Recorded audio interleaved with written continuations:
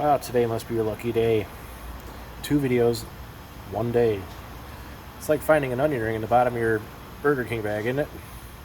Anyways, I want to talk to you about some, I don't know if I should say predatory or just ill-informed technicians selling things to sell things.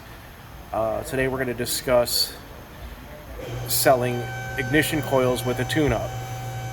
More often than not, you're going to get a guy who comes in, hey, my car is acting up, it's got 100,000 miles on it. You're going to say, okay, well, about that time is when you want to replace the platinum plugs in your car anyway.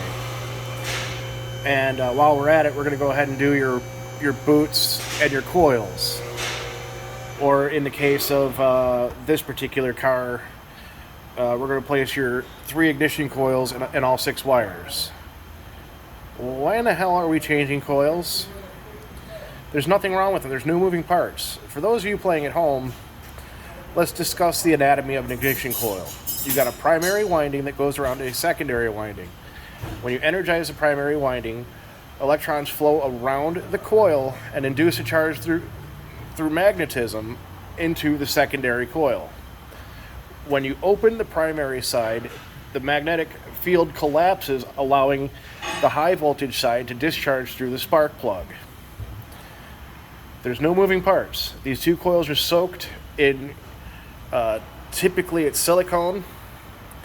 It's hard, it doesn't go anywhere, nothing moves. I'm not saying coils never go bad. They do.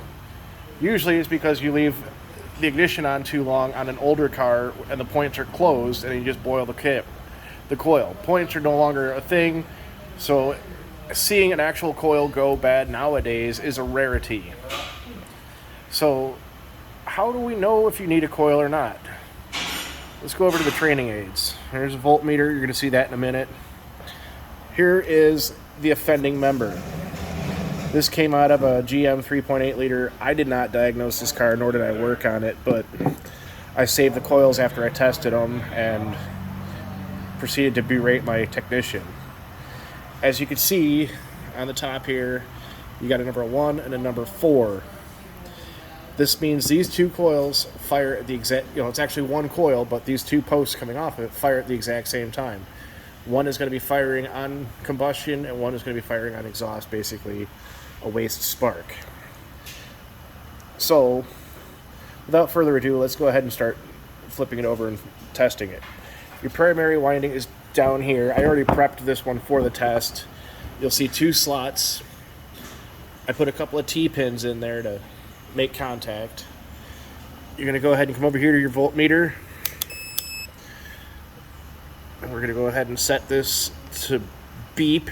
That way, if you got continuity, you know it. Go ahead and put your roach clip on one. If I can bite it. Hard to do one-handed, boys. Hold still, goddammit. Damn.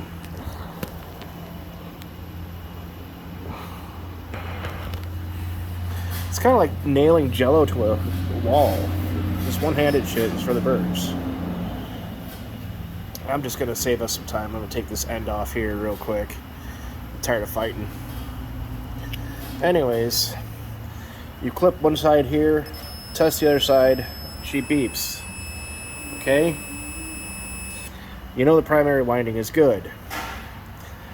We're going to go ahead and leave one side of the primary winding connected. We'll just flip it onto its side. You can see the 2 terminals here. This is a secondary winding. Remember, the primary and the secondary sides are separated by a layer of silicone. These things should not make contact, ever. That being said, take your tip. It doesn't beep. Take your tip. Down here, it doesn't beep. That, to me, is an indication of a good coil. If I were to take this end off and now try the secondary winding, still not going to beep because it's off the one end of it. However, if I were to actually get to the other end of the primary winding, or the secondary winding, which is inside here, you could test and see if the coil is actually good or not. In this particular instance, we're going to, vote this as a good coil. What you could do from this point, slap this son of a bitch back in the car and run it. If you've still got a misfire, you could take another step. There's another tool I'm getting ready to introduce to the party here.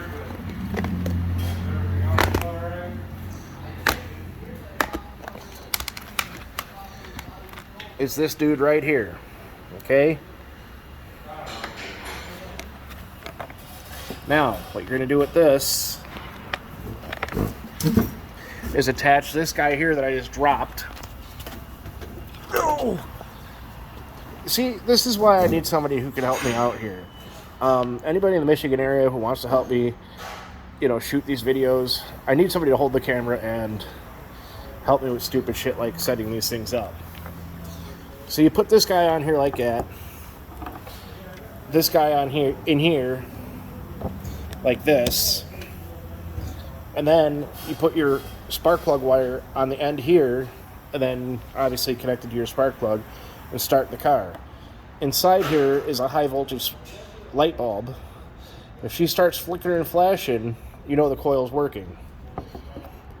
You don't need to sell coils with every tune-up. I know that you guys really want to make money,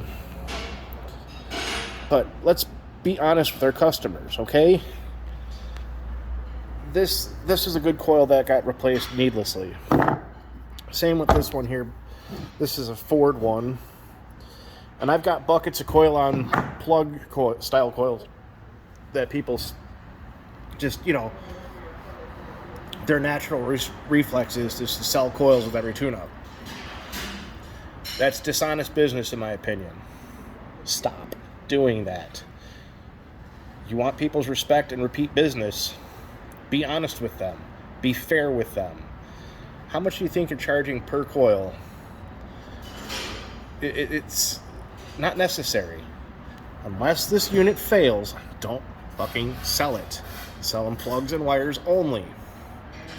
This isn't the 70s, this isn't the 60s, or even the 80s where you got one coil running 8 cylinders and there is a potential for those things to burn up. Just knock it off. Be honest with your customers. I'm tired of all these technicians out there.